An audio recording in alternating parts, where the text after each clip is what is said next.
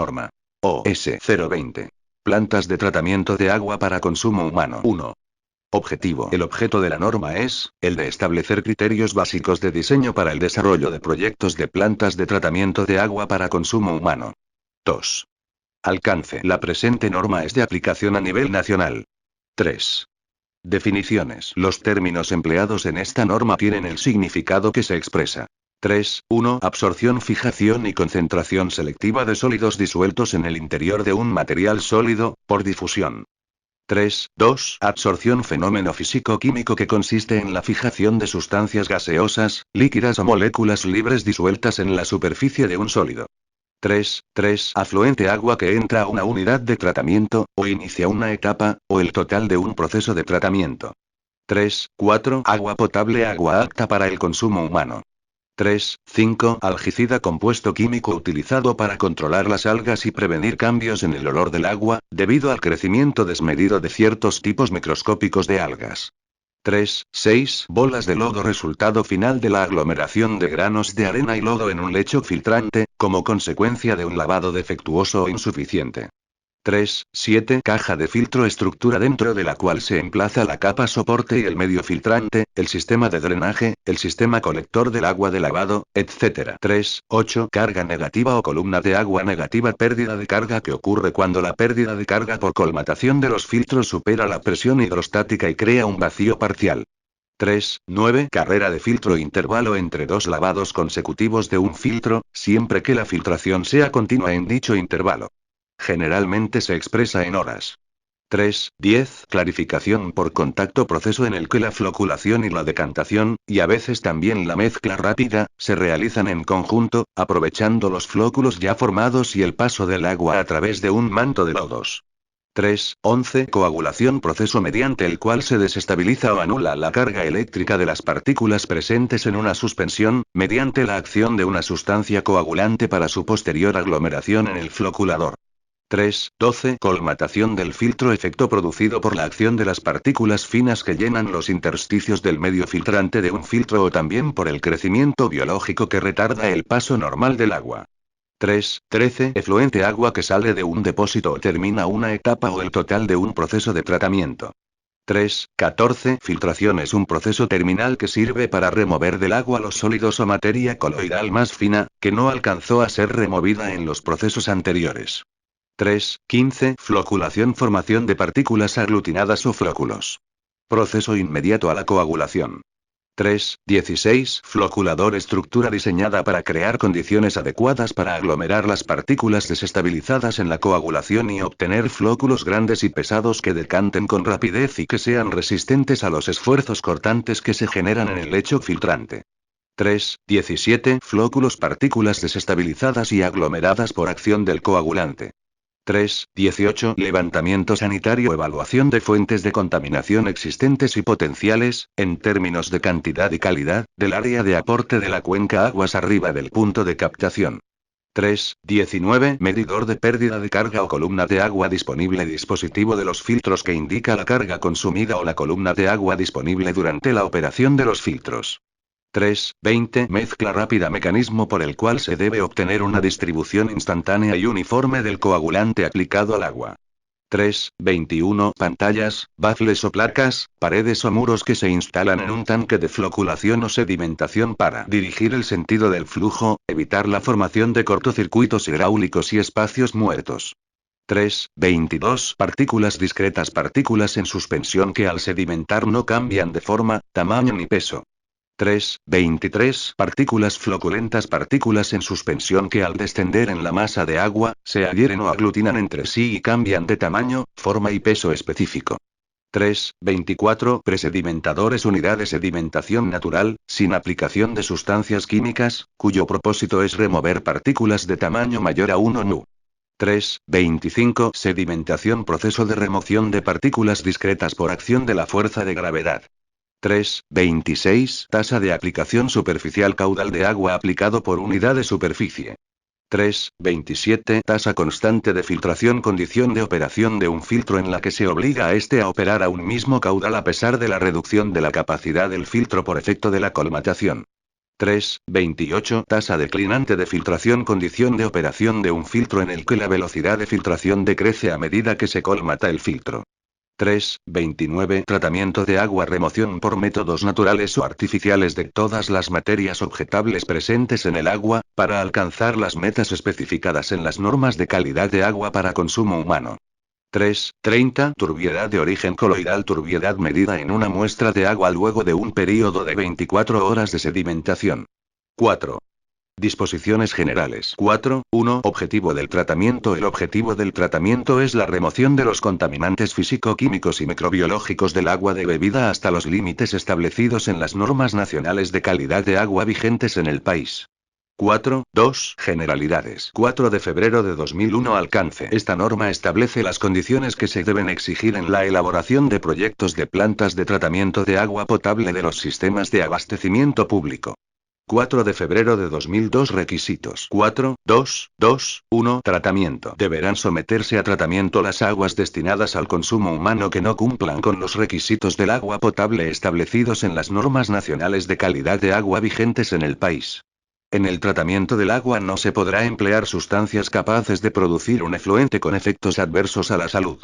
4.2.2.2 Calidad del agua potable. Las aguas tratadas deberán cumplir con los requisitos establecidos en las normas nacionales de calidad de agua vigentes en el país. 4.2.2.3 Ubicación. La planta debe estar localizada en un punto de fácil acceso en cualquier época del año. Para la ubicación de la planta, debe elegirse una zona de bajo riesgo sísmico, no inundable, por encima del nivel de máxima creciente del curso de agua. En la selección del lugar, se debe tener en cuenta la factibilidad de construcción o disponibilidad de vías de acceso, las facilidades de aprovisionamiento de energía eléctrica, las disposiciones relativas a la fuente y al centro de consumo, el cuerpo receptor de descargas de agua y la disposición de las descargas de lodos. Se debe dar particular atención a la naturaleza del suelo a fin de prevenir problemas de cimentación y construcción, y ofrecer la posibilidad de situar las unidades encima del nivel máximo de agua en el subsuelo. No existiendo terreno libre de inundaciones, se exigirá por lo menos, que los bordes de las unidades y los pisos de los ambientes donde se efectuará el almacenamiento de productos químicos, o donde se localizarán las unidades básicas para el funcionamiento de la planta, estén situados por lo menos a 1 m por encima del nivel máximo decreciente. La estabilidad de la construcción será estudiada teniendo en cuenta lo estipulado en la norma E050 Suelos y cimentaciones. Las descargas de aguas residuales de los procesos de tratamiento, aguas de limpieza de unidades, aguas de lavado de filtros, etc., de la planta, deberá considerarse en el proyecto, bajo cualquier condición de nivel de crecida. 4.2.2.4 Capacidad. La capacidad de la planta debe ser la suficiente para satisfacer el gasto del día de máximo consumo correspondiente al período de diseño adoptado. Se aceptarán otros valores al considerar, en conjunto, el sistema planta de tratamiento, tanques de regulación, siempre que un estudio económico para el período de diseño adoptado lo justifique. En los proyectos deberá considerarse una capacidad adicional que no excederá el 5% para compensar gastos de agua de lavado de los filtros, pérdidas en la remoción de lodos, etc. 4.2.2.5 Acceso a. El acceso a la planta debe garantizar el tránsito permanente de los vehículos que transporten los productos químicos necesarios para el tratamiento del agua. B. En el caso de una planta en que el consumo diario global de productos químicos exceda de 500 kilogramos, la base de la superficie de rodadura del acceso debe admitir, por lo menos, una carga de 10 t por eje, es decir 5 t por rueda, y tener las siguientes características. Ancho mínimo. 6 m, pendiente máxima. 10%, radio mínimo de curvas. 30 mc. En el caso de que la planta esté ubicada en zonas inundables, el acceso debe ser previsto en forma compatible con el lugar, de modo que permita en cualquier época del año, el transporte y el abastecimiento de productos químicos. 4.2.2.6 Área A. El área mínima reservada para la planta debe ser la necesaria para permitir su emplazamiento, ampliaciones futuras y la construcción de todas las obras indispensables para su funcionamiento, tales como portería, estaciones de bombeo, casa de fuerza, reservorios, conducciones, áreas y edificios para almacenamiento, talleres de mantenimiento, patios para estacionamiento, descarga y maniobra de vehículos y vías para el tránsito de vehículos y peatones. B. El área prevista para la disposición del lodo de la planta no forma parte del área a la que se refiere el párrafo anterior. C. Cuando sean previstas residencias para el personal, estas deben situarse fuera del área reservada exclusivamente para las instalaciones con acceso independiente. D. Toda el área de la planta deberá estar cercada para impedir el acceso de personas extrañas. Las medidas de seguridad deberán ser previstas en relación al tamaño de la planta. 4.2.2.7 Construcción por etapas. Las etapas de ejecución de las obras de construcción en los proyectos que consideren fraccionamiento de ejecución, deberá ser, por lo menos, igual a la mitad de la capacidad nominal, y no mayores de 10 años.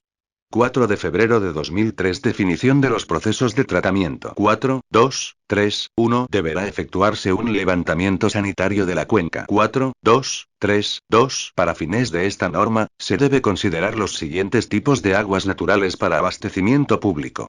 Tipo primero. Aguas subterráneas o superficiales provenientes de cuencas, con características básicas definidas en el cuadro 1 y demás características que satisfagan los patrones de potabilidad. Tipo segundo A. Aguas subterráneas o superficiales provenientes de cuencas, con características básicas definidas en el cuadro 1 y que cumplan los patrones de potabilidad mediante un proceso de tratamiento que no exija coagulación. Tipo segundo B. Aguas superficiales provenientes de cuencas, con características básicas definidas en el cuadro 1 y que exijan coagulación para poder cumplir con los patrones de potabilidad. Cuadro 1 Parámetro tipo primero tipo segundo, A tipo segundo, B media, mg/L. 0, 1,5. 1,5, 2,5. 2,5, 5 Bo máxima, mg/L, 3, 4, 5 coliformes totales en el 80% de un número mínimo de 5 muestras mensuales. Anteriormente denominados coliformes fecales. 4, 2, 3, 3 El tratamiento mínimo para cada tipo de agua es el siguiente. Tipo primero. Desinfección tipo segundo A. Desinfección y además. A. Decantación simple para aguas que contienen sólidos sedimentables, cuando por medio de este proceso sus características cumplen los patrones de potabilidad. O B. Filtración, precedida o no de decantación para aguas cuya turbiedad natural, medida a la entrada del filtro lento, es siempre inferior a 40 unidades nefelométricas de turbiedad, UNT, siempre que sea de origen coloidal, y el color permanente siempre sea inferior a 40 unidades de color verdadero, referidas al patrón de platino-cobalto. Tipo segundo B. Coagulación, seguida o no de decantación, filtración en filtros rápidos y desinfección. 4 de febrero de 2004 Disposición de las unidades de tratamiento y de los sistemas de conexión. 4.2.4.1 Las unidades deben ser dispuestas de modo que permitan el flujo del agua por gravedad, desde el lugar de llegada del agua cruda a la planta, hasta el punto de salida del agua tratada. 4.2.4.2 Cualquier unidad de un conjunto agrupado en paralelo debe tener un dispositivo de aislamiento que permita flexibilidad en la operación y mantenimiento. No se permitirá diseños con una sola unidad por proceso. Podrá exceptuarse a tal restricción los procesos de mezcla rápida y floculación. 4.2.4.3 El número de unidades en paralelo deberá calcularse teniendo en cuenta la sobrecarga en cada una de las restantes, cuando una de ellas quede fuera de operación. 4.2.4.4 Las edificaciones del centro de operaciones deben estar situadas próximas a las unidades sujetas a su control. 4.2.4.5 El acceso a las diferentes áreas de operación o de observación del desarrollo de los procesos debe evitar al máximo escaleras o rampas pronunciadas. Estos deberán permitir el rápido y fácil acceso a cada una de las unidades. 4.2.4.6 El proyecto debe permitir que la planta pueda ser construida por etapas, sin que sean necesarias obras provisionales de interconexión y sin que ocurra la paralización del funcionamiento de la parte inicialmente construida. 4.2.4.7 La conveniencia de la ejecución por etapas se debe fijar, teniendo en cuenta factores técnicos, económicos y financieros. 4.2.4.8 El dimensionamiento hidráulico debe considerar caudales mínimos y máximos para los cuales la planta podría operar, teniendo en cuenta la división en etapas y la posibilidad de admitir sobrecargas. 4.3 Determinación del grado de tratamiento. 4 de marzo de 2001 Alcance. Establece los factores que se deberán considerar para determinar el grado de tratamiento del agua para consumo humano. 4 de marzo de 2002 Estudio del agua cruda. Para el análisis de las características del agua cruda se deberán tomar en cuenta los siguientes factores. 4.2.4.9 Estudio de la cuenca en el punto considerado, con la apreciación de los usos industriales y agrícolas que puedan afectar la cantidad o calidad del agua. 4.2.4.10 Usos previstos de la cuenca en el futuro, de acuerdo a regulaciones de la entidad competente. 4.2.4.11 Régimen del curso de agua en diferentes períodos del año. 4.2.4.12 Aportes a la cuenca e importancia de los mismos, que permita realizar el balance hídrico. 4 de marzo de 2003 Plan de muestreo y ensayos. Se debe tener un registro completo del comportamiento de la calidad del agua cruda para proceder a la determinación del grado de tratamiento. Este registro debe corresponder a por lo menos un ciclo hidrológico. La extracción de muestras y los ensayos a realizarse se harán según las normas correspondientes, métodos estándar para el análisis de aguas de la agua de los Estados Unidos. Será responsabilidad de la empresa prestadora del servicio el contar con este registro de calidad de agua cruda y de sus potenciales fuentes de abastecimiento. 4 de marzo de 2004 Factores de diseño. En la elección del emplazamiento de toma y planta, además de los ya considerados respecto a la cantidad y calidad del agua, también se tomarán en cuenta los siguientes factores. A. Estudio de suelos. B. Topografía de las áreas de emplazamiento. C. Facilidades de acceso. D. Disponibilidad de energía. E. Facilidades de tratamiento y disposición final de aguas de lavado y lodos producidos en la planta. 4 de marzo de 2005 Factores físico-químicos y microbiológicos. Los factores físico-químicos y microbiológicos a considerar son: A. Turbiedad. B. Color. C. Alcalinidad. D. pH. E. Dureza. F. Coliformes totales. G. Coliformes fecales. H. Sulfatos. I. Nitratos. J. Nitritos. K. Metales pesados. L. Otros que se identificarán en el levantamiento sanitario. AR. 4.2.4.1. 4 de marzo de 2006 Tipos de planta a considerar. Dependiendo de las características físicas, químicas y microbiológicas establecidas como meta de calidad del efluente de la planta, el ingeniero proyectista deberá elegir el tratamiento más económico con sus costos capitalizados de inversión, operación y mantenimiento. Se establecerá el costo por metro cúbico de agua tratada y se evaluará su impacto en la tarifa del servicio. 4 de marzo de 2007 Para la eliminación de partículas por medios físicos, pueden emplearse todas o algunas de las siguientes unidades de tratamiento. A. Desalenadores. B. Sedimentadores. C. Prefiltros de grava. D. Filtros lentos. 4 de marzo de 2008 Para la eliminación de partículas mediante tratamiento físico-químico, pueden emplearse todas o algunas de las siguientes unidades de tratamiento. A. Desalenadores. B. Mezcladores. C. Floculadores o acondicionadores del flóculo. D. Decantadores. Y E. Filtros rápidos. 4 de marzo de 2009 Con cualquier tipo de tratamiento deberá considerarse la desinfección de las aguas como proceso terminal. 4 de marzo de 2010 Una vez determinadas las condiciones del agua cruda y el grado de tratamiento requerido, el diseño debe efectuarse de acuerdo con las siguientes etapas. 4, 3, 10, 1 Estudio de factibilidad, el mismo que tiene los siguientes componentes. A. Caracterización físico-química y bacteriológica del curso de agua. B. Inventario de usos y vertimientos. C. Determinación de las variaciones de caudales de la fuente. D. Selección de los procesos de tratamiento y sus parámetros de diseño. E. Predimensionamiento de las alternativas de tratamiento. F. Disponibilidad del terreno para la planta de tratamiento. G. Factibilidad técnico-económica de las alternativas y selección de la alternativa más favorable. 4, 3, 10, 2 Diseño definitivo de la planta, que comprende A. Dimensionamiento de los procesos de tratamiento de la planta. B. Diseños hidráulicos sanitarios. C. Diseños estructurales, mecánicos, eléctricos y arquitectónicos. D. Planos y memoria técnica del proyecto. E. Presupuesto referencial. F. Especificaciones técnicas para la construcción. G. Manual de puesta en marcha y procedimientos de operación y mantenimiento. 4 de marzo de 2011 Según el tamaño e importancia de la instalación que se va a diseñar se podrán combinar las dos etapas de diseño mencionadas. 4. Normas para los estudios de factibilidad. 4 de abril de 2001 Los estudios de factibilidad técnico-económica son de carácter obligatorio. 4 de abril de 2002 El diseño preliminar deberá basarse en registros de calidad de agua de, por lo menos, un ciclo hidrológico. En caso de que dichos registros no existan, el diseño se basará en el estudio de los meses más críticos, es decir, en los meses más lluviosos, según las características de la cuenca. 4 de abril de 2003 Con la información recolectada se procederá a determinar las bases del diseño de la planta de tratamiento de agua. Para el efecto, se considerará un horizonte de diseño entre 10 y 20 años, el mismo que será debidamente justificado con base al cálculo del período óptimo de diseño.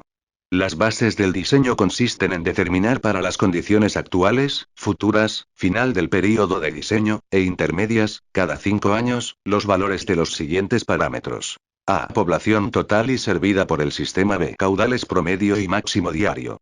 4 de abril de 2004. Una vez determinado el grado de tratamiento, se procederá a seleccionar los procesos de tratamiento que se adecuen a la calidad de la fuente en estudio. Se tendrá especial consideración a la remoción de microorganismos del agua. Se seleccionarán procesos que puedan ser construidos y mantenidos sin mayor dificultad y se reducirá al mínimo la mecanización y automatización de las unidades a fin de evitar al máximo la importación de partes y equipo. 4 de abril del 2005. Una vez seleccionados los procesos de tratamiento para el agua cruda, se procederá al predimensionamiento de alternativas, utilizando los parámetros de diseño específicos para la calidad de agua a tratar, determinados a nivel de laboratorio o de planta piloto, dependiendo de la capacidad de la instalación. En esta etapa se determinará el número de unidades de los procesos a ser construidas en las diferentes fases de implementación y otras instalaciones de la planta de tratamiento, como tuberías, canales de interconexión, edificaciones para operación y control, arreglos exteriores, etc. De igual forma, se determinarán rubros de operación y mantenimiento, como consumo de energía y personal necesario para las diferentes fases. 4 de abril de 2006. En el estudio de factibilidad técnico-económica se analizarán las diferentes alternativas en relación al tipo de tecnología, necesidad de personal especializado para la operación, confiabilidad en condiciones de mantenimiento correctivo y situaciones de emergencia. Para el análisis económico se considerarán los costos directos, indirectos, de operación y de mantenimiento de las alternativas, para analizarlos de acuerdo a un método de comparación apropiado. Se determinará en forma aproximada el monto de las tarifas por concepto de tratamiento. Con la información antes indicada, se procederá a la selección de la alternativa más favorable. 4.5 Normas para los estudios de ingeniería básica. 4 de mayo de 2001. El propósito de los estudios de ingeniería básica es desarrollar información adicional para que los diseños definitivos puedan concebirse con un mayor grado de seguridad. Entre los trabajos que se pueden realizar a este nivel se encuentran: A. Estudios adicionales de caracterización del curso de agua que sean requeridos. B. Estudios geológicos, geotécnicos y topográficos. C. Estudios de tratabilidad de las aguas, mediante simulación de los procesos en el laboratorio o el uso de plantas a escala de laboratorio o a escala piloto, cuando el caso lo amerite. D. Estudios geológicos y geotécnicos requeridos para los diseños de cimentaciones de las diferentes unidades de la planta de tratamiento. En sistemas de capacidad superior a 5 M3S, los estudios de tratabilidad deben llevarse a cabo en plantas a escala piloto con una capacidad de alrededor de 40-60 M3 día. El tipo, tamaño y secuencia de los estudios se determinarán de acuerdo a condiciones específicas. F. Estudios de impacto ambiental con las acciones de mitigación de los impactos negativos identificados. G. Estudios de vulnerabilidad a desastres naturales frecuentes en la zona. 4 de mayo de 2002. Todo proyecto de plantas de tratamiento de agua potable deberá ser elaborado por un ingeniero sanitario colegiado, quien asume la responsabilidad de la puesta en marcha del sistema. El ingeniero responsable del diseño no podrá delegar a terceros dicha responsabilidad. 4 de mayo de 2003. En el expediente técnico del proyecto, además de lo indicado en el ítem 5.1.2.2, se debe incluir las especificaciones de calidad de los materiales de construcción y otras especificaciones de los elementos constructivos, acordes con las normas técnicas de edificación, estructuras. La calidad de las tuberías y accesorios utilizados en la instalación de plantas de tratamiento de agua potable deberá especificarse en concordancia con las normas técnicas peruanas, relativas a tuberías y accesorios. 5. Disposiciones específicas para diseños definitivos. 5.1 Generalidades. 5 de enero de 2001. Para el diseño definitivo de una planta de tratamiento se deberá contar como mínimo con la siguiente información básica. Levantamiento topográfico detallado de la zona en donde se ubicarán las unidades de tratamiento. Estudios de desarrollo urbano y o agrícola que puedan existir en la zona seleccionada para el tratamiento. Datos geológicos y geotécnicos necesarios para el diseño estructural de las unidades, incluidos los datos del nivel freático. Datos hidrológicos del cuerpo de agua, incluidos los niveles máximos de inundación. Registros de la calidad de agua a tratar. Resultados de los ensayos de tratabilidad. Datos climáticos de la zona. Disponibilidad y confiabilidad del servicio de energía eléctrica, horas de servicio, costo, etc. Disponibilidad y confiabilidad en el suministro de sustancias químicas. 5 de enero de 2002. El diseño definitivo de una planta de tratamiento de agua para consumo humano consistirá de 2 documentos. El estudio definitivo, el expediente técnico. Estos documentos deberán presentarse teniendo en consideración que la contratación de la ejecución de las obras deberá incluir la puesta en marcha de la planta de tratamiento. 5.1.2.1 Los documentos a presentarse en el estudio definitivo comprenden: memoria técnica del proyecto, la información básica señalada en el numeral 5 de enero de 2001, dimensionamiento de los procesos de tratamiento, resultados de la evaluación de impacto ambiental y de vulnerabilidad ante desastres. Manual preliminar de operación y mantenimiento. Este documento deberá contener una descripción de los procesos de tratamiento y de sus procedimientos de operación inicial. Una descripción de los procesos de tratamiento y de sus procedimientos de operación normal. Relación del personal administrativo y de operación y mantenimiento que se requiera, con sus calificaciones y entrenamientos mínimos. La descripción de la operación de rutina de los procesos de la planta, la misma que incluirá un plan de mediciones, registros de datos de campo y análisis que se requiera para el adecuado control de los procesos de tratamiento. En la misma forma se deben describir las acciones de evaluación intensiva en los procesos. La descripción de la operación de la planta en condiciones de emergencia. La descripción de acciones de mantenimiento preventivo de las instalaciones de obra civil y equipos mecánicos, eléctricos e instrumentales. El manual de operación y mantenimiento definitivo será elaborado por el supervisor de la planta con esta información básica y los ajustes necesarios detectados en la evaluación de la puesta en marcha. 5.1.2.2 El expediente técnico deberá contener planos a nivel de ejecución de obra, dentro de los cuales, sin carácter limitante, debe incluirse planimetría general de la obra, ubicación de las unidades de tratamiento e instalaciones existentes. Diseños hidráulico-sanitario. De los procesos e interconexiones entre procesos, los cuales comprenden planos de planta, cortes, perfiles hidráulicos y demás detalles constructivos. Planos estructurales, mecánicos, eléctricos y arquitectónicos. Planos de obras generales como obras de protección, caminos, arreglos interiores, laboratorios, vivienda del operador, caseta de guardianía, cercos perimétricos, etc. Memoria descriptiva, especificaciones técnicas, análisis de costos unitarios metrados y presupuestos, fórmulas de reajustes de precios, documentos relacionados con los procesos de licitación, adjudicación, supervisión, recepción de obra y otros que el organismo competente considere de importancia. 5 de enero de 2003. A partir del numeral 5.2 en adelante se detallan los criterios que se utilizarán para el dimensionamiento de las unidades de tratamiento y estructuras complementarias. Los valores que se incluyen son referenciales y están basados en el estado del arte de la tecnología de tratamiento de agua para consumo humano y podrán ser modificadas por el proyectista previa justificación sustentatoria basada en investigaciones y el desarrollo tecnológico. 5.2 Pretratamiento. 5 de febrero de 2001. Rejas. 5.2.1.1 Alcance. Establece las condiciones de diseño que debe cumplir una cámara de rejas. 5.2.1.2 Criterios de diseño. Esta unidad normalmente es parte de la captación o de la entrada del desalenador. A. El diseño se efectúa en función del tamaño de los sólidos que se desea retener, determinándose según ello la siguiente separación de los barrotes. Separación de 50 a 100 milímetros cuando son sólidos muy grandes. Esta reja normalmente precede a una reja mecanizada. Separación de 10 a 25 milímetros. Desbaste medio. Separación de 3 a 10 milímetros. Desbaste fino.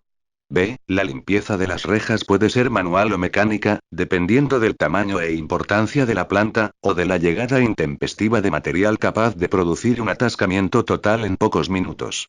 C. La velocidad media de paso entre los barrotes se adopta entre 0,60 a 1 m/s, pudiendo llegar a 1,40 m/s, con caudal máximo.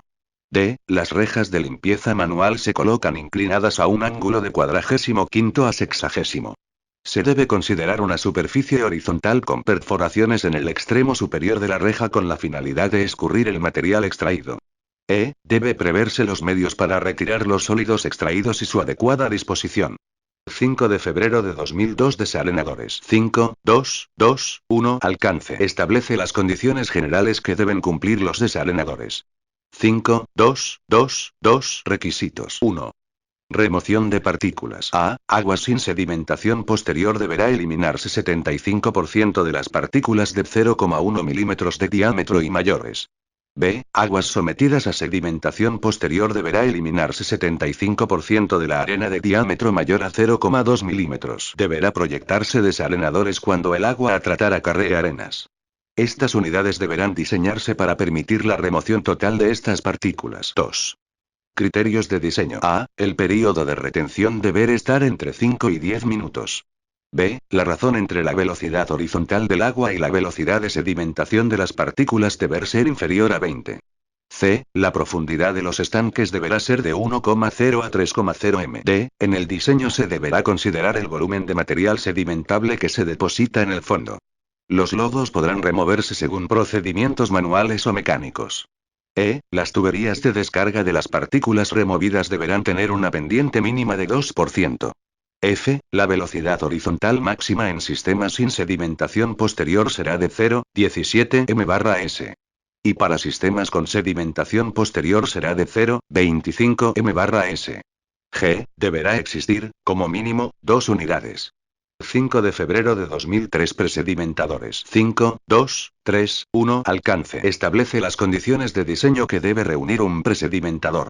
5, 2, 3, 2 Criterios de diseño. A. Este tipo de unidades deben ser consideradas en el diseño de una planta cuando es posible obtener remociones de turbiedad de por lo menos 50%, o cuando la turbiedad de la fuente supera las 1,500 UNT. B. El tiempo de retención debe definirse en función de una prueba de sedimentación. Normalmente el tiempo en el cual se obtiene la máxima eficiencia varía de 1 a 2 horas. C. En el dimensionamiento de la unidad se emplearán los criterios indicados para unidades de sedimentación sin coagulación previa, AR. 5, 4. 5, 3 Aeradores 5 de marzo de 2001 sirven para remover o introducir gases en el agua. Pueden ser utilizados en la oxidación de compuestos solubles y remoción de gases indeseables. 5 de marzo de 2002 Los dispositivos de aeración admitidos son: A. Plano inclinado formado por una superficie plana con inclinación de 1, 2 a 1, 3, dotado de protuberancias destinadas a aumentar el contacto del agua con la atmósfera. B. Bandejas perforadas sobrepuestas, con o sin lecho percolador, formando un conjunto de, por lo menos, 4 unidades. C. Cascadas constituidas de por lo menos 4 plataformas superpuestas con dimensiones crecientes de arriba hacia abajo. D. Cascadas en escalera, por donde el agua debe descender sin adherirse a las superficies verticales. E. Aire comprimido difundido en el agua contenida en los tanques. F. Tanques con aeración mecánica. G. Torre de aeración forzada con anillos Racing o similares. H. Otros de comprobada eficiencia.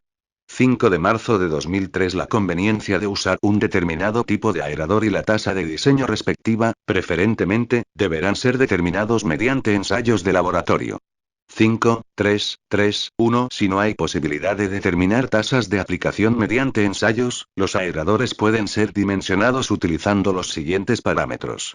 A. Aeradores conforme el numeral 5 de marzo de 2002 A, B, C y D admiten, como máximo, 100 metros cúbicos de agua por metro cuadrado de área en proyección horizontal/día. B. Aerador por difusión de aire. Los tanques deben tener un período de retención de, por lo menos, 5 minutos, profundidad entre 2,5 y 4,0 m, y relación largo/ancho mayor de 2. El aerador debe garantizar la introducción de 1,5 litros de aire por litro de agua a ser aerada, próxima al fondo del tanque y a lo largo de una de sus paredes laterales. C. Aerador mecánico. El tanque debe presentar un período de retención de, por lo menos, 5 minutos, profundidad máxima de 3,0 m, y relación largo/ancho inferior a 2. El aerador mecánico debe garantizar la introducción de, por lo menos, 1,5 litros de aire por litro de agua a ser aerada. 5, 3, 3, 2 En el caso de dimensionamiento conforme al numeral 5, 3, 3, 1, la instalación debe ser por etapas. La primera servirá para definir las tasas reales de aplicación.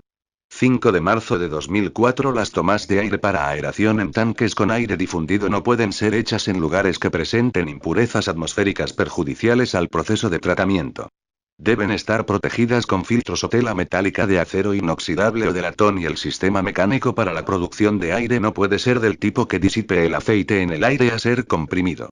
5, 4. Sedimentadores sin coagulación previa. 5 de abril de 2001. Alcance. Establece las condiciones generales que deben cumplir los sedimentadores que no tienen coagulación previa.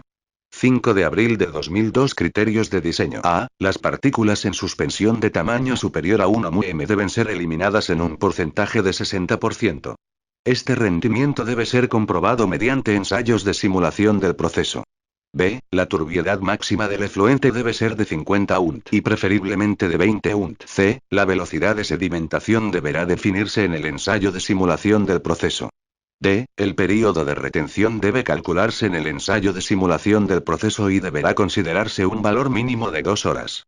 E. La velocidad horizontal debe ser menor o igual a 0,55 cm/s. Este valor no debe superar la velocidad mínima de arrastre F, la razón entre la velocidad horizontal del agua y la velocidad de sedimentación de las partículas deberá estar en el rango de 5 al 20. G. La profundidad de los tanques, al igual que para los desalenadores, debe variar de 1,5 a 3,0 m. H. La estructura de entrada debe comprender un vertedero a todo lo ancho de la unidad y una pantalla o cortina perforada. Ver condiciones en el ítem 5, 10, 2, 1, acápite I. La estructura de salida deberá reunir las condiciones indicadas en el ítem 5, 10, 2, 1, acápite JJ, la longitud del tanque deberá ser de 2 a 5 veces su ancho en el caso de sedimentadores de flujo horizontal. K. Se deberá considerar en el diseño, el volumen de lodos producido, pudiéndose remover estos por medios manuales, mecánicos o hidráulicos. La tasa de producción de lodos debe ser determinada en ensayos de laboratorio, o mediante estimaciones con el uso de criterios existentes que el proyectista deberá justificar ante la autoridad competente. L. El fondo del tanque debe tener una pendiente no menor de 3%. 5. Prefiltros de grava. 5 de mayo de 2001. Alcance. Establece las condiciones generales que deben cumplir los prefiltros de grava como unidades de pretratamiento a los filtros lentos. Su uso se aplica cuando la calidad del agua supera las 50 UNT. Esta unidad puede reducir la turbiedad del efluente de los sedimentadores o sustituir a estos. 5 de mayo de 2002. Requisitos generales. 2, 1. Prefiltros verticales múltiples de flujo descendente. A. Deberán diseñarse como mínimo 2 unidades en paralelo. B. La turbiedad del agua cruda o sedimentada del afluente deberá ser inferior a 400 UNT. C. Deberá considerar como mínimo 3 compartimientos con una altura de grava de 0,50 m cada uno. D. El diámetro de la grava decreciente será de 4 centímetros y 1 centímetros, entre el primer y el último compartimiento. La grava debe ser preferentemente canto rodado. E. Las tasas de filtración deben variar entre 2 a 24 m3, m2 día, en razón directa al diámetro de la grava y a la turbiedad del afluente. F. La turbiedad del efluente de cada compartimiento se puede determinar por la ecuación TF igual to.E, 1, 15 VF, donde TF igual turbiedad efluente, UNT, to igual turbiedad afluente, UNT, VF igual tasa de filtración, M/Hg. Debe diseñarse un sistema hidráulico de lavado de cada compartimento con tasas de 1 a 1,5 M/min. 2. Prefiltro vertical de flujo ascendente. A. La turbiedad del agua cruda o sedimentada del afluente deberá ser inferior a 100 UNT. B. La tasa de filtración máxima es 24 m3, m2 día. Las tasas mayores deberán ser fundamentadas con estudios en unidades piloto. En estas condiciones se puede lograr hasta 80% de remoción total de partículas. C. El lecho filtrante debe estar compuesto de 3 capas, 2 de grava y una de arena de 0,30 m de espesor cada una. D. El tamaño del material filtrante más grueso, en contacto con la capa soporte, debe variar entre 0,64 a 1,27 centímetros. El tamaño de material de la segunda capa será de 0,24 a 0,48 centímetros y finalmente la capa de arena gruesa en la superficie tendrá un diámetro variable entre 0,14 a 0,20 centímetros. Para obtener una distribución uniforme del flujo, el drenaje debe estar conformado por troncos de cono invertidos con difusores llenos de grava de tamaño variable entre 1,9 y 3,8 centímetros. F. El sistema de recolección debe estar conformado por tubos de 100 milímetros de diámetro, 4, con orificios de 12,5 milímetros, medio, ubicados a 0,40 m por encima del lecho filtrante. G. Cualquier otra combinación de diámetros de material, tasas de velocidad y límites de turbiedad afluente, deberá ser fundamentada con ensayos en unidades piloto. H. Debe diseñarse un sistema hidráulico de lavado de cada compartimiento, con tasas de lavado de 1 a 1,5 m/min. 5.5.2.3 Prefiltro de flujo horizontal. A. La turbiedad del agua cruda o sedimentada del afluente deberá ser inferior a 300 unt, como máximo, de 400 unt. B. Deberá considerarse como mínimo 3 compartimientos. C. El diámetro del material debe ser de 1 a 4 centímetros, y variará de mayor a menor tamaño en el sentido del flujo. D. Las tasas de velocidad máximas deben variar entre 12 y 36 m3, m2 día. Las tasas mayores acortan las carreras y reducen proporcionalmente la remoción de microorganismos. Con las características indicadas y con una tasa de 14 m3, m2 día, se obtienen eficiencias de remoción de coliformes fecales de hasta 99%. La longitud del prefiltro puede variar entre 5 y 10 m cada tramo, con diferente granulometría de grava, debe estar confinado entre tabiques para facilitar el mantenimiento de la unidad. La longitud de cada compartimento se puede determinar por la siguiente ecuación, donde L igual Ln, Tf barra L0, L donde L igual longitud del compartimento, MTF igual turbiedad del efluente, un T0 igual turbiedad del afluente, un TL igual módulo de impedimento, M1F. Las condiciones diferentes a las indicadas deben ser fundamentadas con ensayos en unidades piloto. G. Debe diseñarse un sistema hidráulico de lavado de cada compartimiento, con tasas de lavado de 1 a 1,5 m/min. 5.6 Filtros lentos de arena. 5 de junio de 2001 Alcance. Establece las condiciones generales que deben cumplir los filtros lentos convencionales de arena. 5 de junio de 2002 Requisitos generales. 5.6.2.1 La turbiedad del agua cruda, sedimentada o prefiltrada del afluente deberá ser inferior a 50 unt. Se podrán aceptar picos de turbiedad no mayores de 100 unt por pocas horas, no más de 4 horas. 5.6.2.2 Cuando la calidad de la fuente exceda los límites de turbiedad indicados en el ítem 5.6.2.1 y siempre que ésta se encuentre en suspensión, se deberá efectuar un tratamiento preliminar mediante sedimentación simple y barra o prefiltración en grava, de acuerdo a los resultados del estudio de tratabilidad.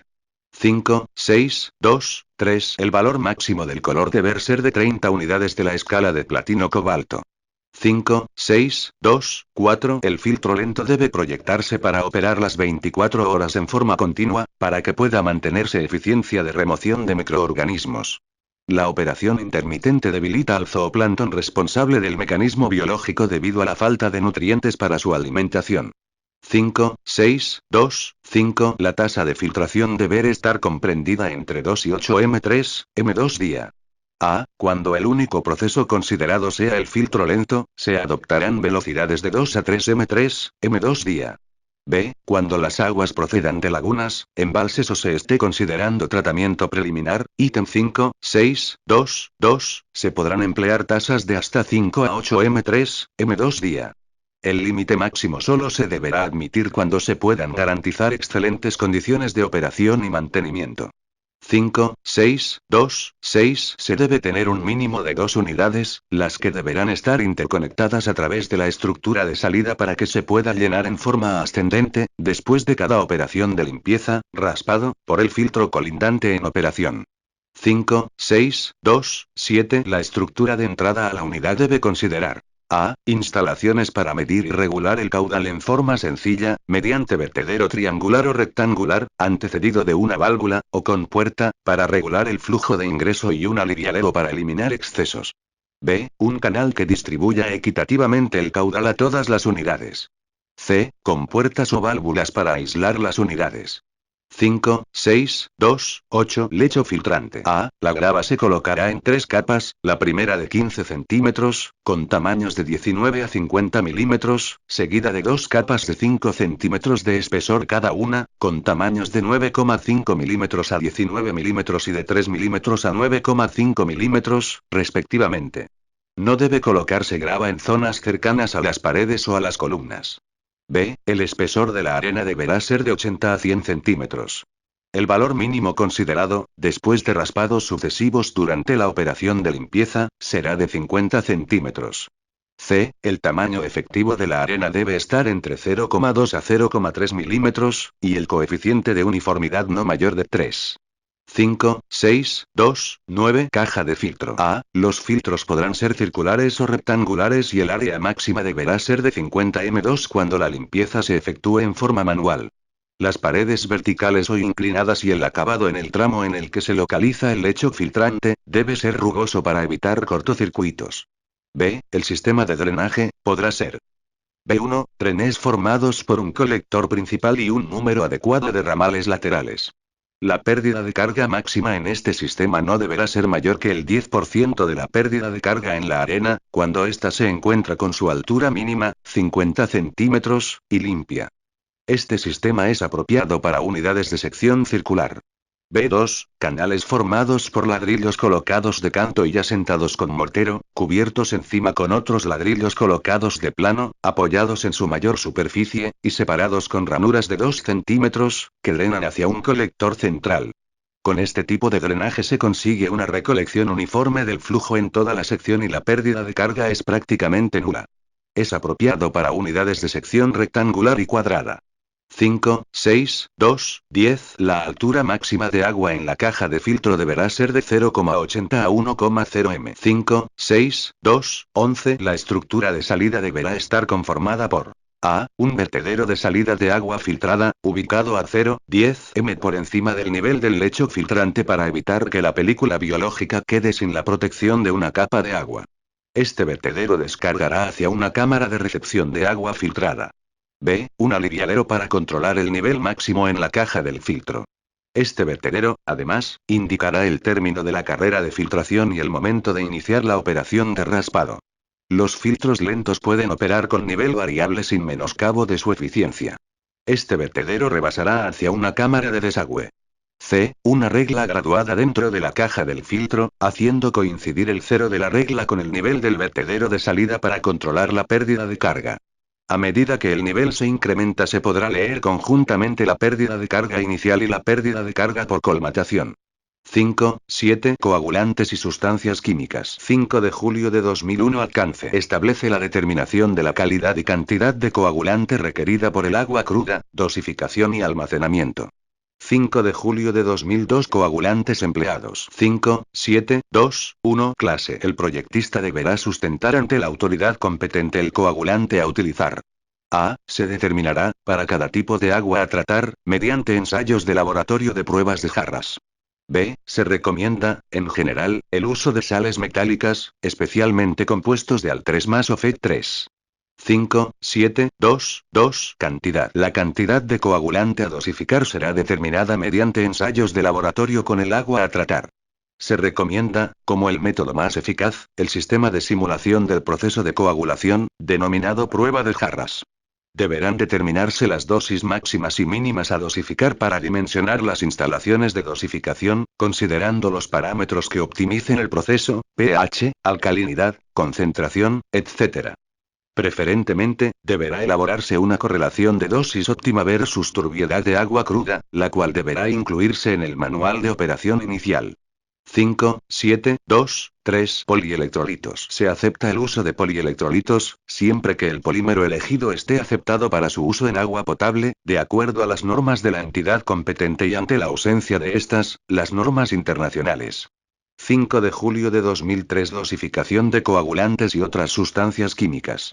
5, 7, 3, 1. El coagulante siempre deberá ser agregado en solución. 5, 7, 3, 2. El coagulante, antes de ser aplicado, deberá tener la concentración óptima necesaria para mejorar la eficiencia del proceso. Esta concentración se deberá seleccionar mediante ensayos de laboratorio. Cuando estos ensayos no hayan sido efectuados, la concentración empleada deberá ser de 1 a 2%. 5, 7, 3, 3. En instalaciones grandes podrá aceptarse que las instalaciones de dosificación produzcan una solución de mayor concentración, pero en este caso deberá preverse una inyección de agua en la tubería de conducción de la solución para diluirla a la concentración óptima, antes del punto de aplicación. 5, 7, 3, 4. Deben considerarse 2 tanques de preparación de solución para un período mínimo de operación de 8 horas, por cada sustancia que se requiera aplicar. Se debe considerar un agitador en cada tanque. En los tanques de preparación de la suspensión de cal, los agitadores deben poder operar en forma continua. 5, 7, 3, 5. En cada tanque deberán considerarse instalaciones de ingreso de agua filtrada, salida de la solución, a una altura de por lo menos 10 centímetros del fondo, rebose y desagüe. El fondo del tanque deberá tener una pendiente pronunciada hacia la salida de la tubería de desagüe. 5, 7, 3, 6. Las tuberías de conducción de las soluciones pueden ser de acero inoxidable, mangueras de goma, plástico o PVC. 5 de julio de 2004. Dosificadores 5, 7, 4, 1. Los equipos deberán seleccionarse con la suficiente flexibilidad para que estén en posibilidad de operar en condiciones extremas de dosificación que requiera la fuente. Estas condiciones extremas se definirán mediante la correlación mencionada en el ítem 5, 7, 2, 2. El rango de operación deberá definirse dentro de los siguientes límites. A. Rango máximo se determinará con la dosis máxima y el caudal máximo a tratar. Dosis máxima. Correspondiente a la mayor turbiedad o color representativo de la época de lluvia. Caudal máximo. Correspondiente al final del período de diseño. B. Rango mínimo se determinará en función de la dosis mínima y al caudal de inicio de la primera etapa de diseño. Dosis mínima. Correspondiente a la turbiedad o color mínimo que se presente en la fuente. Caudal mínimo. Caudal correspondiente al inicio del período de diseño. 5, 7, 4, 2. Tipo A. Se utilizarán, preferentemente, sistemas de dosificación en solución por gravedad. Se utilizarán equipos de dosificación en seco, en sistemas grandes, 1,0 m3s, y solo en poblaciones en donde se pueda garantizar suministro eléctrico confiable y suficientes recursos disponibles para su adecuada operación y mantenimiento. B. En los dosificadores en seco, gravimétricos o volumétricos, el tanque de solución debe tener un período de retención mínimo de 5 a 10 min, cuando está operando con el rango máximo, para permitir una adecuada polimerización del coagulante, antes de su aplicación. C. Los dosificadores en solución, preferentemente deberán ser de los que operan bajo el principio de orificio de carga constante. Este tipo de dosificador puede ser diseñado y fabricado localmente. Se deberá efectuar un cuidadoso control de la exactitud del sistema de graduación de la dosificación y de la calidad de los materiales que garanticen la duración del sistema en adecuadas condiciones de operación y mantenimiento. D. Todos los tanques de solución y los dosificadores deben estar interconectados de manera que se pueda alternar el uso de tanques y dosificadores. 5, 7, 4, 3. En todos los casos se considerará un mínimo de 2 equipos. Si se emplean torres de disolución, no será necesario tener unidades de reserva. 5 de julio de 2005. Almacenamiento 5, 7, 5, 1. El almacén de los productos químicos debe tener capacidad para una reserva comprendida entre 1 mes y 6 meses. Dependiendo de la ubicación y características de la planta, deberá contar además con facilidades para la carga y descarga de los productos. 5, 7, 5, 2. En relación al almacén, deberán tenerse en cuenta las siguientes consideraciones. A. El área neta deberá ser calculada considerando el consumo promedio de la sustancia a almacenar. B. El área del almacén deberá incluir un área de corredores perimetrales y centrales, para tener acceso a las diversas rumas de material y poder programar su empleo, de acuerdo al orden de llegada, esto es, primero el más antiguo. C. El nivel del piso del almacén debe estar por lo menos a 1 m por encima del nivel de la pista de acceso, para facilitar la descarga del material y protegerlo de las inundaciones. La puerta de entrada al almacén debe tener no menos de 1,6 m de ancho. D. Las pilas de material deben colocarse sobre tarimas de madera. E. Las ventanas solo se ubicarán en la parte superior de los muros. Ventanas altas. F. Los almacenes de sustancias químicas deben proyectarse siempre en la primera planta, para no recargar las estructuras del edificio de operaciones de la casa de químicos. En el caso de utilización de dosificadores en seco, en que el ingreso a las tolvas puede estar ubicado en el segundo o tercer piso del edificio, considerar un montacargas y un área de almacenamiento para 24 horas, al lado de las bocas de cargas de las tolvas. G. Cada sustancia química deberá tener un almacén especial o bien se deberá delimitar cada área con tabiques en un almacén común.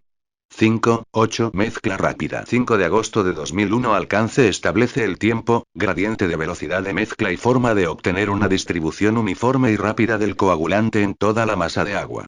5 de agosto de 2002. Requisitos generales. 5, 8, 2, 1. Si las características topográficas e hidráulicas de la planta lo permiten, solo deberán usarse dispositivos de mezcla hidráulicos. Cualquiera que sea el dispositivo elegido, se debe garantizar una mezcla completa y casi instantánea. 5, 8, 2, 2. En mezcladores de flujo a pistón, el cálculo hidráulico debe ser, en cada caso, el siguiente. A. Seleccionar las características geométricas del tipo de unidad elegida. Canaleta Parsall, plano inclinado, rampa, vertedero rectangular sin contracciones o triangular, dependiendo del caudal de diseño. La canaleta Parsall solo se recomienda para caudales mayores de 200 L/s. Los vertederos rectangulares son recomendables para caudales menores a 100 L/s, y los triangulares para caudales menores a 50 L/s. B. Comprobar si se cumplen las condiciones hidráulicas para que la mezcla sea adecuada. Número de Froude de 4, 5 a 9, salto estable. En caso de canaleta Parsall, el número de Froude es de 2 a 3, salto no estable. Gradiente de velocidad de 700 a 1,300 s, 1. Tiempo de retención instantáneo de menos de 0,1 a 7 s como máximo. Modificar la geometría de la unidad hasta que se consigan condiciones de mezcla apropiadas. Los mezcladores del tipo de resalto hidráulico son ideales para aguas que mayormente coagulan por el mecanismo de absorción. 5, 8, 2, 3. En el caso de unidades del tipo de resalto hidráulico, la aplicación del coagulante deberá distribuirse uniformemente a todo lo ancho del canal. 5, 8, 2, 4. Para el uso de difusores en canales de relativa profundidad, estos deben diseñarse de tal manera que el coagulante se distribuya en toda la sección de flujo. La reducción del área de paso provocada por el difusor aumentará la velocidad y garantizará las condiciones de mezcla. 5, 8, 2, 5. En los mezcladores mecánicos o retromezcladores, el coagulante debe inyectarse en dirección al agitador. Este tipo de unidades solo debe usarse en plantas donde el agua coagula mayormente mediante el mecanismo de barrido, ya que en este caso lo más importante son las condiciones químicas de la coagulación, dosis óptima, y no las condiciones de mezcla. Estas unidades no son adecuadas para aguas que coagulan mediante el mecanismo de absorción.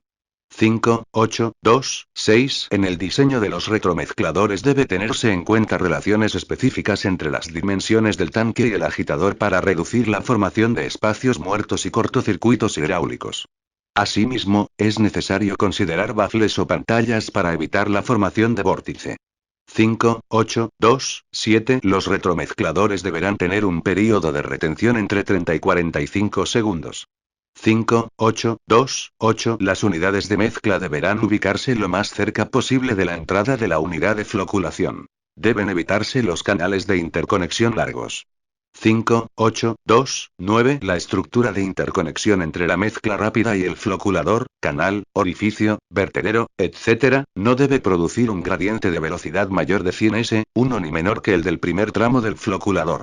5, 8, 2, 10. Deben empalmarse correctamente las líneas de flujo entre la unidad de mezcla y el floculador, aplicar la ecuación de Bernoulli, para evitar represar el resalto en el mezclador o producir una caída brusca del nivel de agua en el floculador.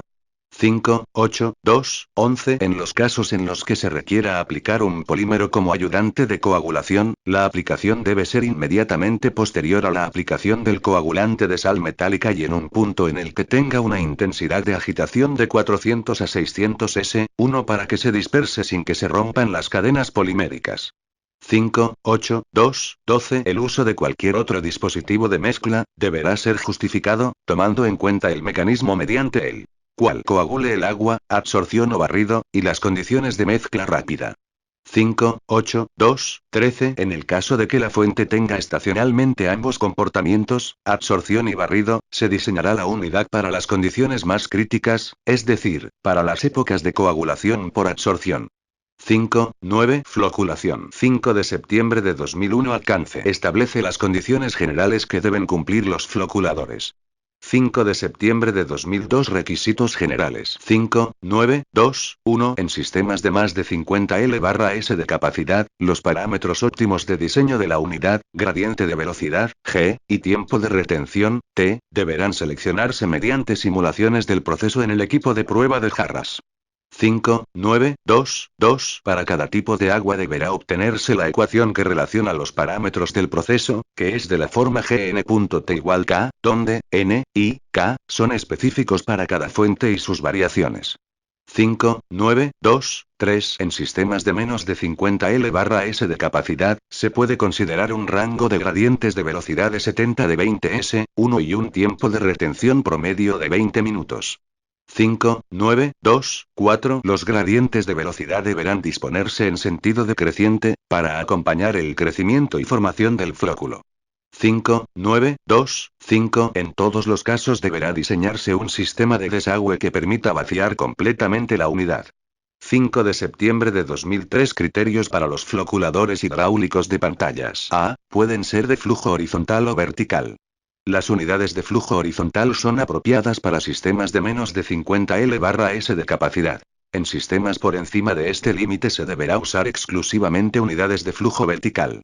B. Las pantallas deberán ser removibles y se podrá considerar materiales como tabiques de concreto prefabricados, madera marchiembrada, fibra de vidrio, planchas de asbesto, cemento corrugadas o planas, etc. En lugares de alto riesgo sísmico y en donde no exista garantía de adecuado nivel de operación y mantenimiento, deberá evitarse el uso de las planchas de asbesto cemento.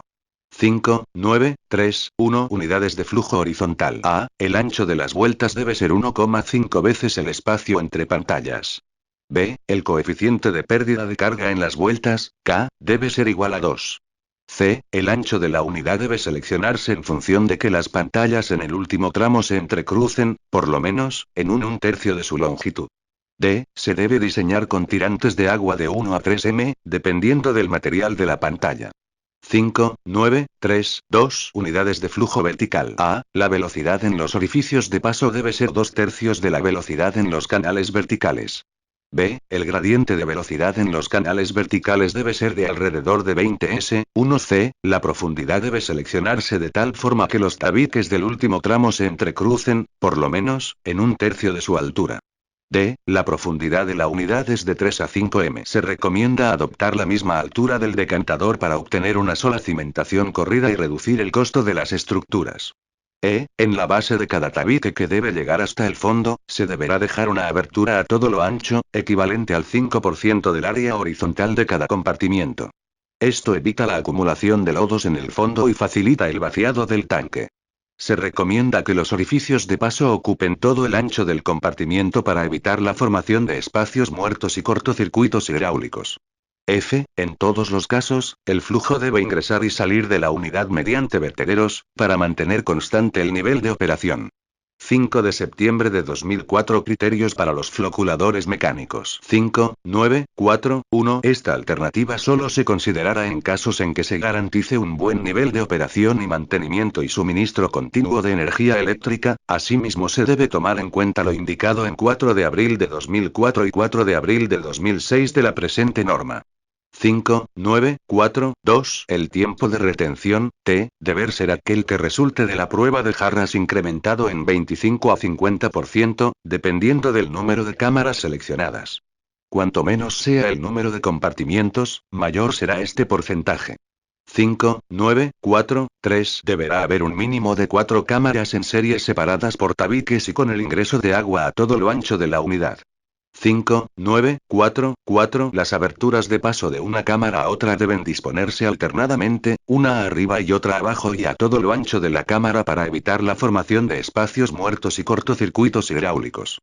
El gradiente de velocidad en la abertura de paso deberá ser similar al del compartimiento al que está ingresando el flujo. 5, 9, 4, 5. Los agitadores, en los floculadores mecánicos deberán tener sistemas de variación de velocidades. 5, 9, 4, 6. En cámaras con agitadores de paletas de eje horizontal, la distancia entre los extremos de las paletas al fondo y paredes de las cámaras debe estar entre 15 y 30 centímetros, y la separación de paletas entre dos agitadores consecutivos debe ser de 50 centímetros como máximo. 5, 9, 4, 7. En cámaras con agitadores de paletas de eje vertical, la distancia entre los extremos de las paletas y el muro debe ser no menor de 0,15 m y preferiblemente mayor de 0,30 m. 5, 9, 4, 8. El área de las paletas debe estar entre 10 y 20% del área del plano de rotación de las paletas y la velocidad lineal del extremo de paleta. Su velocidad tangencial debe ser de 1,20 m/s en la primera cámara y menor de 0,6 m/s en la última cámara. 5, 10. Sedimentación con coagulación previa. 5 de octubre de 2001. Alcance. Establece las condiciones generales que deben cumplir los sedimentadores con coagulación previa o decantadores, usados para la separación de partículas floculentas. Estas unidades deben ubicarse contiguas a los floculadores. 5 de octubre de 2002. Requisitos. 5, 10, 2, 1. Sedimentadores de flujo horizontal. A. Tasa superficial. La determinación de la tasa superficial deberá realizarse experimentalmente, simulando el proceso en el laboratorio. B. Las tasas superficiales varían entre 15 y 60 m3, m2 día, dependiendo del tamaño de las instalaciones, tipo de operación y tecnología adoptada. C. Se debe tener presente que las condiciones de diseño de los sedimentadores dependerán también del tipo de filtros proyectados, por ello, la sedimentación y filtración deben proyectarse como procesos complementarios. D. La velocidad media del flujo para el caudal máximo de diseño deberá ser inferior de 0,55 cm/s. E. Período de retención y profundidad. Deberá estar comprendido entre 1,5 y 5 horas y las profundidades entre 3 y 5 m. En los sedimentadores con dispositivos para la remoción continua de lodo se considerará útil toda la profundidad. En los sedimentadores sujetos a limpieza periódica, se considerará una parte de la profundidad total como espacio destinado a la acumulación normal de lodos. Se recomienda que el volumen para el almacenamiento de lodos sea 10 a 20% del volumen del sedimentador. F. Los sedimentadores serán de forma rectangular. La relación largo-ancho deberá estar entre 2 a 1 y 5 a 1. La relación largo-profundidad deberá estar entre 5 a 1 y 20 a 1. G. Se deberá adoptar un mínimo de 2 unidades, de tal manera que cuando se suspenda de operación una, se pueda seguir operando con la otra. En el diseño se debe tener en cuenta que cuando una unidad sale de operación, los remanentes deben operar con la tasa de diseño seleccionada. H. Los conductos o canales de agua floculada deben asegurar una distribución uniforme del flujo a los diversos sedimentadores sin cortocircuitos hidráulicos. En una estructura de distribución se aceptará como máximo una desviación de 5% en el reparto de caudales. Y. Estructura de entrada. La estructura de entrada a los sedimentadores debe estar conformada por un vertedero sin contracciones a todo lo ancho de la unidad, seguido de un tabique difusor o cortina perforada para proporcionar una distribución uniforme del flujo en toda la sección. La cortina difusora debe estar ubicada a una distancia no menor de 0,80 m del vertedero de entrada. La cortina difusora deberá tener el mayor número posible de orificios uniformemente espaciados en todo el ancho y la altura útil del decantador. La distancia entre orificios debe ser igual o inferior de 0,50 m y de preferencia deben tener forma circular y aboquillados. El gradiente de velocidad en los orificios no debe ser mayor de 20 s/1. Cuando la unidad no tiene remoción mecánica de lodos, los orificios más bajos deberán quedar a un cuarto o un quinto de la altura sobre el fondo. Los orificios más altos deberán quedar a un quinto o un sexto de la altura de la unidad con respecto a la superficie del agua para evitar se produzca un cortocircuito hidráulico con el vertedero de salida. J. Sistemas de recolección del agua sedimentada pueden estar conformados por vertederos, canaletas y tubos con orificios. La estructura de salida o sistema de recolección no debe sobrepasar el tercio final de la unidad. Los bordes de los vertederos podrán ser lisos o dentados y ajustables o removibles. Las canaletas tienen por objeto incrementar la longitud de recolección. Pueden colocarse transversal o perpendicularmente al flujo. Sus bordes pueden ser lisos, dentados o con orificios. En lugares donde el viento pueda provocar corrientes preferenciales de flujo, se recomienda la colocación de tabiques deflectores del viento que penetren a poca profundidad dentro del agua. Su ubicación y distribución debe permitir la recolección uniforme por la estructura de salida. El sistema de recolección deberá tener una longitud tal que la tasa de recolección esté comprendida entre 1,3 a 3 L/s por metro lineal de sistema de recolección. En casos de flóculos de turbiedad se recomienda una tasa máxima de 2 L/s por metro lineal, para casos de flóculos de color se recomienda una tasa máxima de 1,5 L/s por metro lineal. K. Sistema de acumulación y extracción de lodos. En los sistemas de limpieza intermitentes, en los que la unidad se retira del servicio para efectuar la operación en forma manual, se deberá tener en cuenta los siguientes criterios. La capacidad de las tolvas debe determinarse en función al volumen de lodo producido y la frecuencia de limpieza. La tasa de lodo producido se debe determinar en el laboratorio, mediante las turbiedades máximas y mínimas que se dan en la fuente. Se realizará una prueba de sedimentación y se medirá el volumen de lodos producido en cada caso. El tiempo de retención de la tolva depende de la frecuencia de limpieza y de la temperatura local. En climas fríos se puede almacenar el lodo de 2 a 3 meses sin que adquiera condiciones sépticas. En climas cálidos puede ser de hasta 3 días como máximo, dependiendo de la temperatura. Esta circunstancia establece limitación del uso de estas unidades en zonas de climas cálidos, para unidades de limpieza manual, debido a que los períodos de limpieza serían cortos. La pendiente de las tolvas en la zona de salida debe ser de 45 a 60. El punto de salida de la tolva debe ubicarse al tercio inicial del decantador, que es donde se debe producir la mayor acumulación de lodos. En la remoción continua por medios mecánicos, las dimensiones finales y la inclinación del fondo deberán respetar las especificaciones de los fabricantes de equipos.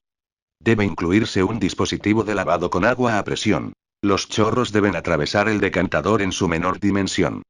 Podrá hacerse la remoción de lodos por medios hidráulicos, mediante descargas hidráulicas periódicas.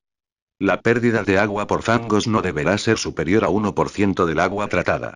El diámetro mínimo de las válvulas de accionamiento de las descargas de lodo deberá ser de 150 milímetros. 5, 10, 2, 2. Sedimentadores de alta tasa. B. Clarificadores de contacto. Este tipo de unidades solo se considerará para casos en que se garantice un buen nivel de operación y mantenimiento y para aguas con turbiedad alta, 100-500 UNT, la mayor parte del tiempo, esto con el propósito de garantizar la formación del manto de lodos.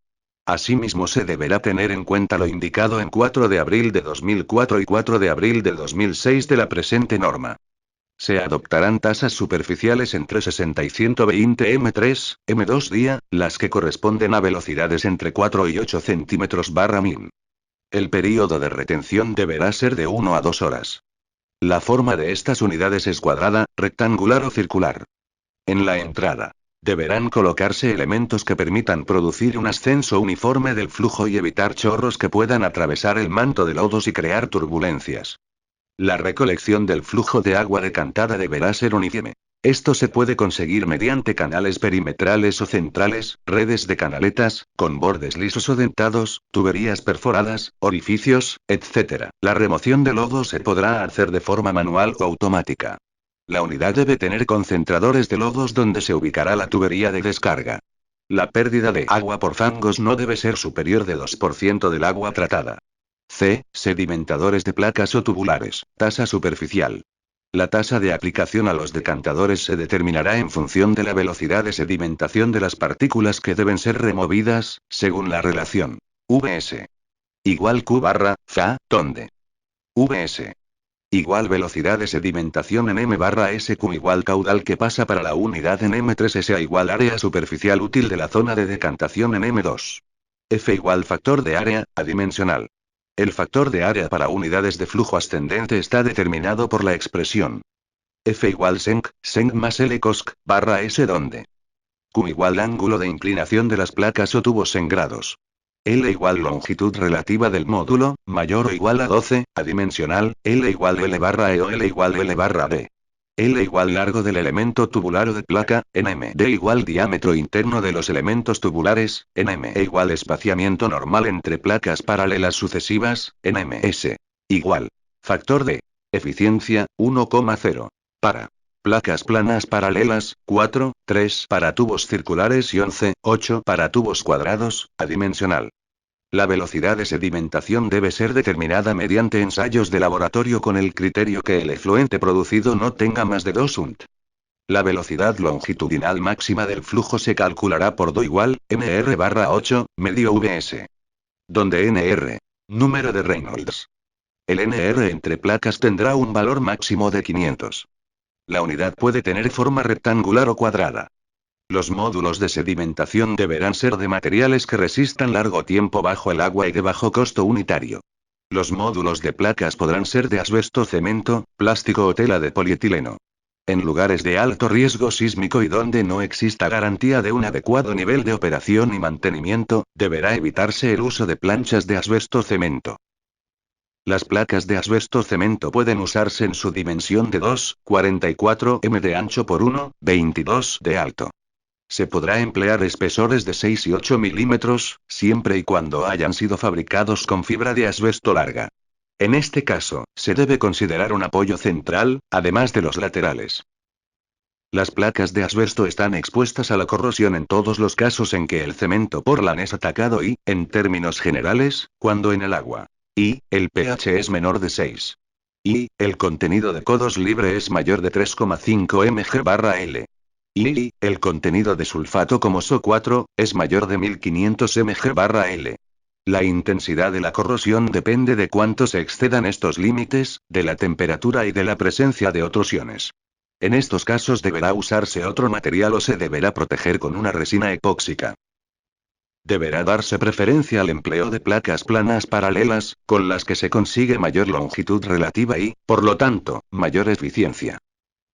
También se podrá emplear lonas de vinilo reforzadas con hilos de poliéster, KP500, de 0,57 milímetros de espesor. Las lonas se cortarán en segmentos del ancho del tanque y 1,20 m de altura. Cada lona tendrá basta vulcanizada en sus 4 lados y refuerzos en los laterales y parte inferior. Para el montaje de las lonas solicitar las recomendaciones del proveedor de tal manera que las lonas se instalen inclinadas a sexagésimo y queden sumergidas bajo 1 m de agua. Los módulos de decantación deberán estar inclinados a sexagésimo con respecto a la horizontal. El flujo de agua floculada debe distribuirse uniformemente entre los módulos mediante canales y tuberías diseñados con los criterios específicos de distribución uniforme.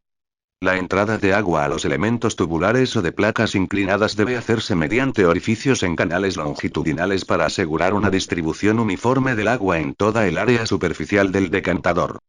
El ángulo de inclinación de las celdas debe ser de sexagésimo para permitir el deslizamiento de lodos hacia el fondo. La distancia entre placas está en función de la velocidad del agua entre ellas, de manera que no sea mayor que la velocidad longitudinal máxima aceptable, Bo igual, nr/8, medio vs, donde nr. Número de Reynolds. Para evitar alteraciones del flujo y arrastre de flóculos, se recomienda que la altura mínima del agua sobre las placas sea de 0,65 m. Esta altura mínima solo será aceptada si se está transformando un decantador convencional a uno tubular o de placas. En unidades nuevas se debe considerar 1,0 m. La recolección del agua decantada puede efectuarse mediante tubos con perforaciones o canaletas instaladas para conseguir una extracción uniforme. Las canaletas de recolección de agua decantada deben proporcionar un escurrimiento superficial libre. Los bordes de las canaletas deberán ser perfectamente horizontales para que la tasa de recolección sea uniforme. Esto se consigue mediante vertederos removibles con láminas sobrepuestas ajustables que pueden ser niveladas durante la operación de puesta en marcha de la unidad. La colocación de estas láminas debe impedir el paso de agua en las juntas con la canaleta. El nivel máximo del agua en el interior de la canaleta de colección debe situarse a una distancia mínima de 10 centímetros, debajo del borde del vertedero. Los tubos perforados sumergidos deben ser diseñados con criterios de colección equitativa.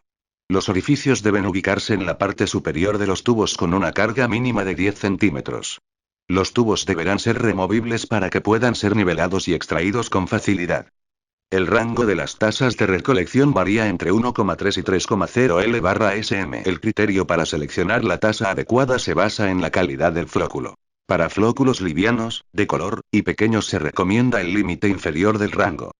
La distancia entre las canaletas o tubos de recolección no debe ser superior a 2 veces la altura libre del agua sobre los elementos tubulares o sobre la zona de lodos en los decantadores de flujo vertical.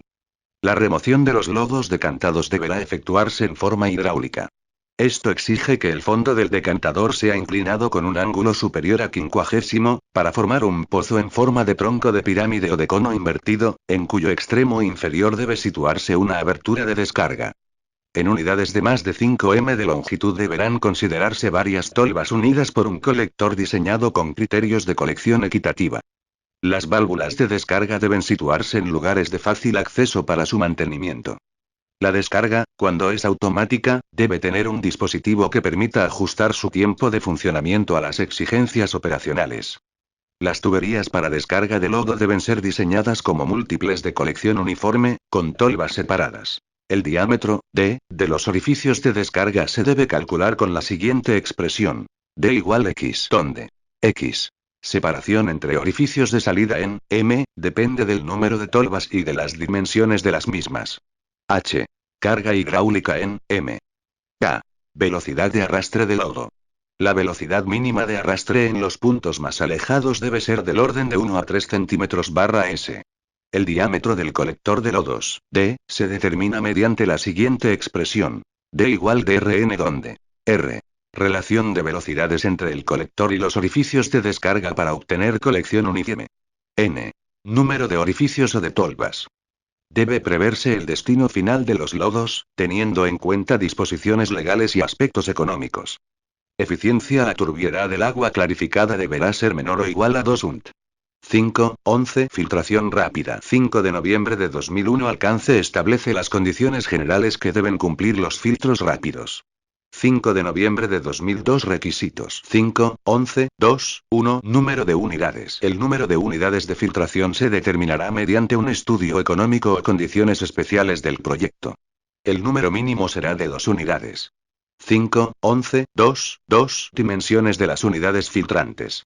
A. Profundidad será una función de las alturas del sistema de drenaje del medio de soporte y medio filtrante, de la altura de agua sobre el medio filtrante y de la altura de borde libre. La altura de agua sobre el lecho filtrante es variable y depende del tipo de operación del filtro. B. Largo y ancho. La relación largo-ancho será determinada por un estudio económico o por las condiciones especiales del proyecto. 5, 11, 2, 3. Filtros rápidos convencionales con lecho filtrante de un solo material. A. La tasa de filtración deberá fijarse idealmente en una planta de filtros piloto, de acuerdo al tamaño del material empleado y a la profundidad del lecho. B. Los valores de la tasa de filtración se encuentran entre los siguientes límites. Mínima. 75 m3, m2 día, máxima. 200 m3, m2 día, normal. 120, 150 m3, m2 día. C. Capa soporte del medio filtrante. La granulometría y el espesor de la grava dependen del tipo de drenaje. Para drenajes diferentes a las viguetas prefabricadas, ver las recomendaciones del proveedor. Para el caso de viguetas prefabricadas, respetar la siguiente granulometría. Subcamada espesor, milímetros, tamaño, milímetros, 1, fondo, 10, 15, 25, 4, 50, 1, 2, 2, 7, 5, 10, 12, 7, 25, 4, medio 1, 3, 7, 5, 10, 6, 4, 12, 7, 1 cuarto medio 4, 7, 5, 10, 3, 2, 6, 4, 1 octavo 1 cuarto 5, superficie, 7, 5, 10, 1, 7, 3, 2, 1, 16, 1 octavo. En cuanto a las condiciones físicas a cumplir por la grava, se tienen las siguientes. Debe ser obtenida de una fuente que suministre piedras duras, redondeadas, con un peso específico no menor de 3,5, no más de 1%. Puede tener menos de 2,25 de peso específico. La grava no deberá contener más de 2% en peso de piedras aplanadas, alargadas o finas, en las que la mayor dimensión excede en 3 veces la menor dimensión. Deberá estar libre de arcilla, mica, arena, limo o impurezas orgánicas de cualquier clase. La solubilidad en HCl al 40% debe ser menor de 5%. La porosidad de cada subcapa debe estar entre 35 y 45%. D. Medios filtrantes. La arena debe cumplir con las siguientes especificaciones. El material laminar o mecáceo debe ser menor de 1%. Las pérdidas por ignición deben ser menores de 0,7%. La arena debe ser material silíceo de granos duros, 7 en la escala de Mohs, libre de arcilla, limo, polvo o materia orgánica. La solubilidad en HCl al 40% durante 24 horas debe ser 5%. El peso específico debe ser mayor de 2,6. El espesor y características granulométricas del medio filtrante deberán ser determinados mediante ensayos en filtros piloto. Los valores se encuentran entre los siguientes límites. Espesor 0,60 a 0,75 m, tamaño efectivo entre 0,5 a 0,6 milímetros, tamaño mínimo 0,42 milímetros y máximo 1,17 a 1,41 milímetros. El coeficiente de uniformidad en todos los casos debe ser menor o igual a 1,5. Cuando el filtro funcione parcial o permanentemente con filtración directa, la granulometría del material deberá ser más gruesa.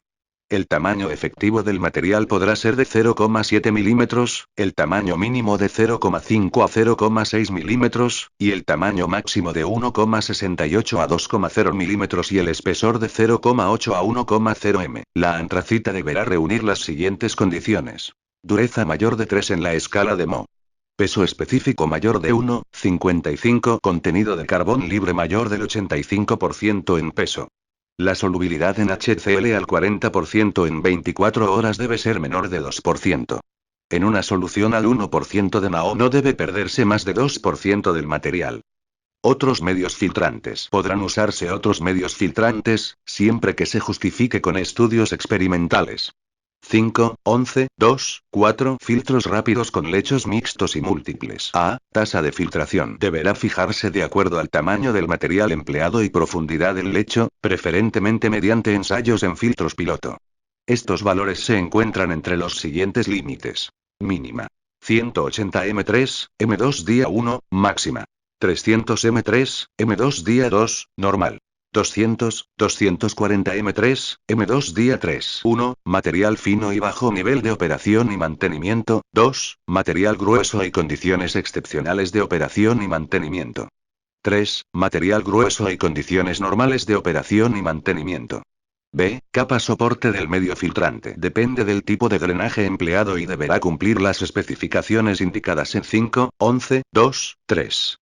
C. Medios filtrantes. Arena. El tipo de arena a usar, su tamaño efectivo y coeficiente de uniformidad deberán ser los indicados en el ítem 5, 11, 2, 3, a capítulo. El espesor de la capa de arena deberá ser de 1/3 del espesor total del lecho.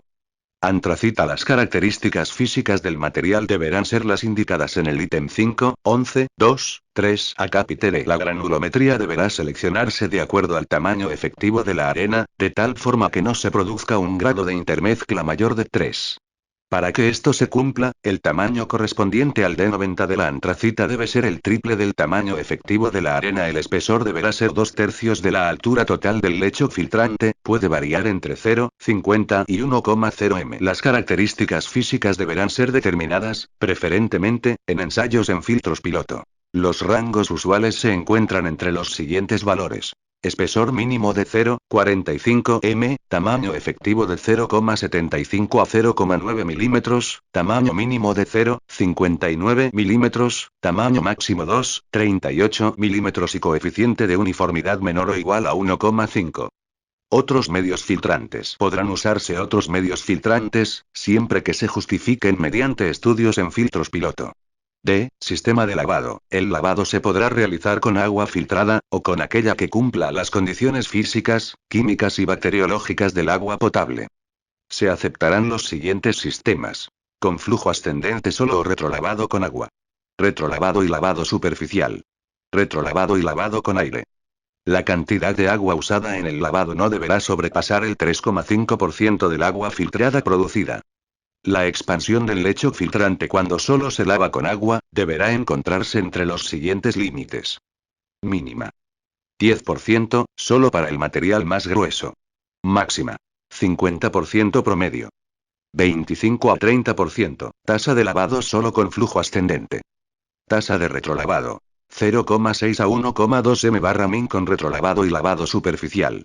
Tasa de retrolavado. 0,6 a 1,2 m/min. Tasas de lavado superficial. Con brazos giratorios. 0,5 a 1,4 L/sm2, a una presión de 30-40 m de columna de agua. Con rociadores fijos. 1,4 a 2,7 L/sm2, presiones de 15 a 30 m de columna de agua. Con retrolavado y lavado con aire. Tasa de lavado. 0,3 a 0,6 m/min para producir una expansión de 10%. Tasa de aire comprimido. 0,3 a 0,9 m/min. Métodos para aplicar el agua de lavado. Las aguas de lavado podrán provenir de tanque elevado. Deberá tener una capacidad suficiente para lavar consecutivamente 2 unidades, por un período de 8 minutos a las máximas tasas de lavado previstas. Ubicación del tanque. La altura del tanque sobre el nivel del lecho filtrante se calculará teniendo en cuenta que el caudal de diseño debe llegar hasta el borde superior de la canaleta de lavado, por lo cual, deberán considerarse todas las pérdidas de carga sobre esta y el tanque. En el caso de lavados con flujo ascendente y lavado superficial, la mayor presión que se necesita para este último, podrá darse con equipos de bombeo adicionales, sistemas hidroneumáticos u otros. El equipo de bombeo deberá tener la capacidad adecuada para asegurar el suministro oportuno del volumen de agua que se necesita para hacer los lavados que se requieran por día. El tanque deberá estar provisto de un sistema automático de control de niveles y sistema de rebose y desagüe. Sistema de bombeo directo. Este sistema es muy vulnerable cuando las condiciones de operación y mantenimiento no son adecuadas y como la eficiencia de los filtros depende de las bondades del sistema de lavado, no se deberá considerar este tipo de solución cuando existan condiciones desfavorables. El lavado se hará por inyección directa de agua bombeada desde un tanque enterrado o cisterna. Deberá considerarse en forma especial las condiciones de golpe de ariete, caudal y altura dinámica de las bombas. Deberán considerarse por lo menos 2 bombas, cada una de ellas tendrá capacidad para bombear la totalidad del caudal de lavado, con una carga hidráulica mínima, considerando las pérdidas de carga hasta el borde superior de la canaleta de lavado. Las bombas seleccionadas deberán adecuarse a las tasas de lavado mediante el uso de dispositivos reguladores de presión y caudal. Lavado con flujo proveniente de las otras unidades. Para aplicar este sistema de lavado, los filtros deben agruparse en baterías con un número mínimo de 4 unidades. La presión de lavado será función de una carga hidráulica regulable mediante un vertedero, para mantener el medio granular con una expansión entre 25 y 30%. La carga hidráulica de lavado se determina mediante la pérdida de carga total durante esta operación, la cual depende del peso de los granos de arena y barra o antracita y a su vez, de la granulometría del material considerado, tipo de drenajes, etc. y puede variar de 0,60 a 1,20 m, según el tamaño del material considerado. Esta pérdida de carga será calculada para cada caso utilizando los métodos disponibles.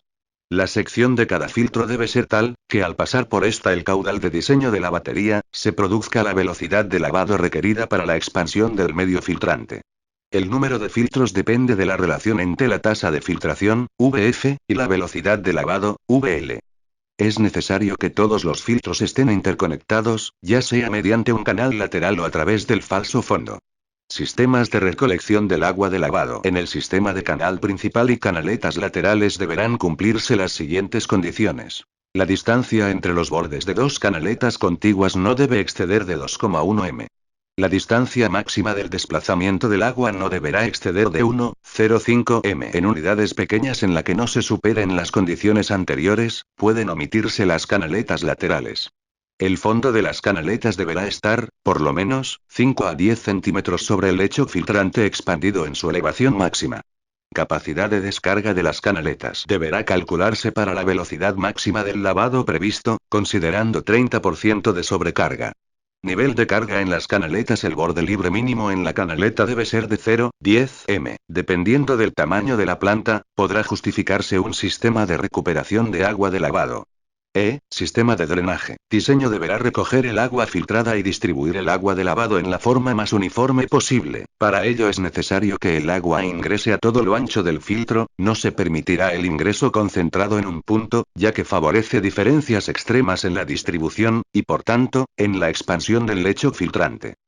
Tipo de sistema. Se deberá seleccionar sistemas confiables, resistentes, eficientes, que puedan ser construidos localmente, sean económicos y que logren una uniforme distribución del flujo en el lecho filtrante, aceptándose una desviación menor o igual a 5%. Esto se logra cuando NAL 0,46 AC donde AC. Sección transversal del falso fondo al. Sección de los orificios de distribución del drenaje. N. Número de orificios del sistema. F. Sistemas de control de los filtros. El sistema de control de los filtros dependerá de la forma de operación de los mismos. Los filtros deben diseñarse para operar con tasa declinante para lograr mayor eficiencia, facilidad de operación y menor costo de operación del sistema. Podrá usarse tasa constante previa justificación y tomando en cuenta lo indicado en 4 de abril de 2004 y 4 de abril del 2006 de la presente norma. Tasa declinante de filtración. Los filtros con tasa declinante se controlan mediante vertederos. La operación será automática, y con las siguientes condiciones. Los ingresos de agua sedimentada a los filtros deben estar situados en un canal o conducto de interconexión.